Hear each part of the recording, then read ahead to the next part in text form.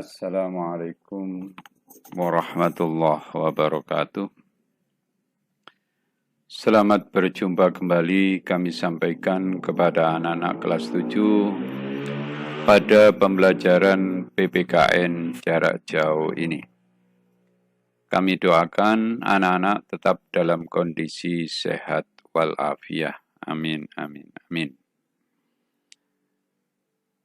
Pada pertemuan kali ini, materi pokok yang akan kita bahas adalah perilaku terhadap keberagaman masyarakat di berbagai lingkungan. Sebelum kita pelajari materi ini, terlebih dahulu anak-anak saya kenalkan dulu kompetensi dasarnya. Kompetensi dasarnya adalah mengidentifikasi keberagaman suku, agama, ras, dan antar golongan dalam bingkai Bhinneka Tunggal Ika. Indikatornya, setelah pembelajaran, anak-anak diharapkan mampu pertama mendeskripsikan keberagaman suku, ras dalam masyarakat Indonesia. 2, anak-anak mampu mendeskripsikan makna Bhinneka Tunggal Ika. Yang ketiga, anak-anak mampu menunjukkan arti penting keberagaman dalam bingkai Bhinneka Tunggal Ika.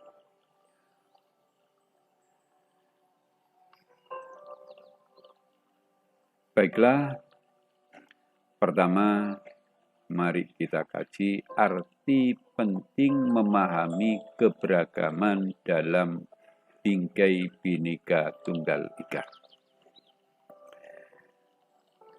Berdasarkan Undang-Undang Negara Republik Indonesia tahun 1945,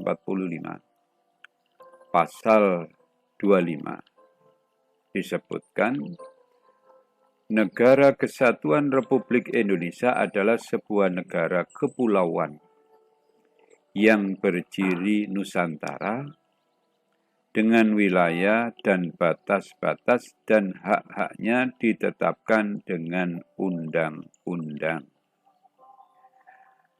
Adapun undang-undang yang mengatur tentang hal ini yaitu Undang-Undang Nomor 6 Tahun 1996 tentang Perairan Indonesia.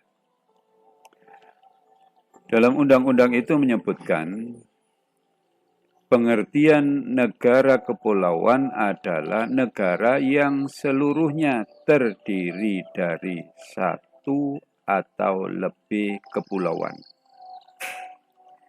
dan dapat mencakup pulau-pulau yang lain.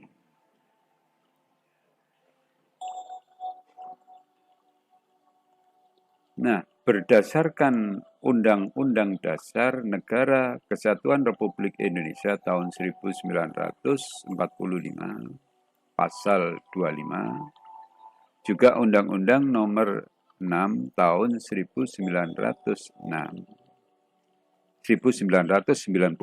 maksud kami, menunjukkan bahwa kondisi wilayah negara Indonesia itu pertama, kalau berdasarkan kewilayahan negara Indonesia adalah sebagai negara kepulauan. Yang kedua, kalau berdasarkan aspek sosial budaya menunjukkan bahwa masyarakat Indonesia diwarnai oleh berbagai macam perbedaan. Atas dasar dua alasan tersebut, maka keberagaman masyarakat Indonesia memiliki dua dampak atau dua akibat yang ditimbulkan. Pertama, dampak positif. Dampak positif ini dengan adanya keberagaman masyarakat Indonesia dalam bingkai Bhinneka Tunggal Ika akan memberikan manfaat bagi perkembangan dan kemajuan bangsa Indonesia. Namun dampak negatif yang akan ditimbulkan kalau seandainya warga negara ini tidak memahami arti penting keberagaman dalam bingkai Bhinneka Tunggal Ika itu, bisa mengakibatkan ketidakharmonisan, perpecahan, atau disintegrasi, bahkan kehancuran bangsa dan negara. Tentunya dampak yang kedua ini harus kita hindari. Oleh karena itu, kita harus mampu memahami tentang keberagaman masyarakat Indonesia, memahami tentang arti pentingnya keberagaman masyarakat Indonesia dalam bingkai Bhinneka Tunggal Ika.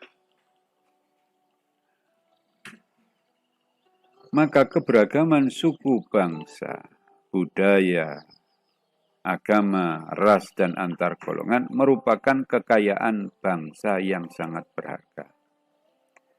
Meskipun berbeda-beda suku bangsa, adat istiadat, ras, dan agama, kita tetap bersatu dalam perjuangan mengisi kemerdekaan untuk mewujudkan cita-cita negara, yaitu merdeka, bersatu, berdaulat, adil, dan makmur. Jadi keberagaman itu bukan merupakan unsur perpecahan, tetapi keberagaman itu justru yang menciptakan kesatuan bangsa.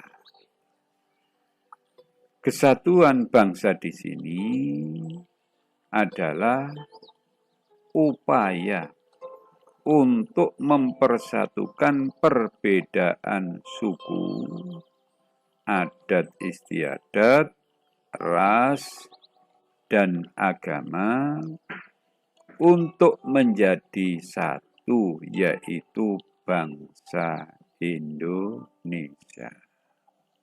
Hal ini sesuai dengan semboyan negara kita, Bhinneka Tunggal Ika. Berbeda-beda, tetapi tetap satu jua. Sebenarnya, pada zaman dulu, istilah ini sudah ada dimuat dalam kitab Sutasoma yang dikarang oleh Empu Tangtular. Itu pada abad ke-14 di masa kerajaan Mojopahit. Bhinneka Tunggal Ika itu mengandung makna meskipun bangsa Indonesia ini terdiri atas beraneka ragam suku bangsa, adat istiadat, ras, dan agama, namun keseluruhannya itu merupakan satu kesatuan, yaitu bangsa dan negara Indonesia. Itulah makna yang terkandung dalam Bhinneka Tunggal Ika. Maka sebagai warga negara harus memiliki perilaku toleran terhadap keberagaman suku, keberagaman agama, keberagaman ras, dan keberagaman antar golongan. Oleh karena itu, hal itu harus kita miliki karena sikap toleran itu memiliki arti menahan diri, bersikap sabar, membiarkan orang berpendapat lain dan berhati lapang terhadap orang-orang yang memiliki pendapat berbeda. Marilah kita kaji tentang perilaku toleran terhadap keberagaman suku, agama, ras, dan antar golongan. Perilaku toleran dalam kehidupan beragama sebenarnya sudah diatur di dalam Undang-Undang Dasar Negara Republik Indonesia tahun 1945, terutama pasal 29 ayat 2, yang berbunyi, negara menjamin kemerdekaan tiap-tiap penduduk untuk memeluk agamanya masing-masing dan untuk beribadat menurut agamanya dan kepercayaannya itu. Di negara kita, tentunya kita sebagai warga negara harus punya perilaku toleran dalam kehidupan beragama ini. Adapun bentuk perilaku toleran dalam kehidupan beragama ini dapat kita realisasikan atau dapat kita wujudkan. Pertama, melaksanakan ajaran agama yang dianutnya dengan baik dan benar. Dua, menghormati agama yang diyakini orang lain. Tiga, tidak memaksakan keyakinan agama yang dianutnya kepada orang lain. Empat, toleran terhadap pelaksanaan ibadah yang dianut pemeluk agama lain. Inilah bentuk perilaku toleran dalam kehidupan beragama. Yang kedua, perilaku toleran terhadap keberagaman suku dan ras di Indonesia. Dalam penelitian Badan Pusat Statistik atau BPS tahun 2010, Indonesia memiliki sekitar 1.340 suku bangsa. Di antara dari 1.340 tersebut, yaitu ada suku Jawa, suku Batak, suku Dayak, suku Asmat, suku Minahasa, suku Melayu, suku Sunda, suku Madura, suku Betawi, dan suku Bugis. Anak-anak bisa mencari di berbagai sumber, baik media cetak maupun media elektronik. Yang ketiga adalah perilaku toleran terhadap keberagaman sosial budaya. Dalam hal ini, bagi seorang pelajar dituntut memiliki perilaku dan semangat kebangsaan dalam mempertahankan keberagaman budaya bangsa dapat dilakukan dengan cara pertama, mengetahui keanekaragaman budaya yang dimiliki oleh bangsa Indonesia, mempelajari dan menguasai salah satu seni budaya sesuai dengan minat dan kesenangannya. Ketiga, merasa bangga terhadap budaya bangsa sendiri. Keempat, menyaring budaya asing yang masuk ke dalam bangsa Indonesia. Maka seorang pelajar harus tidak semerta-merta menerima budaya asing, harus kita saring dulu. Bagaimana cara menyaringnya?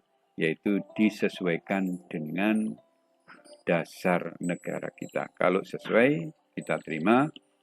Kalau tidak sesuai, ya kita tidak contoh atau kita tidak ikuti. Nah, demikian anak-anakku sekalian tentang perilaku toleran terhadap keberagaman agama, keberagaman ras dan suku, serta keberagaman sosial. Semoga anak-anak bisa memahami dan mampu mendeskripsikan tentang keberagaman agama, suku, ras, sosial, budaya, dan anak-anak mampu memahami tentang keberagaman itu dalam bingkai Bhinneka Tunggal Ika. Sehingga anak-anak bisa memiliki perilaku-perilaku yang bisa menciptakan kedamaian, menciptakan suatu suasana yang tentram, sehingga apa yang dicita-citakan oleh negara, yaitu merdeka, bersatu, berdaulat, adil, dan makmur akan terrealisasi dalam kehidupan masyarakat. Kami ucapkan terima kasih atas perhatiannya. Sampai jumpa kembali pada pertemuan berikutnya. Wassalamualaikum warahmatullahi wabarakatuh.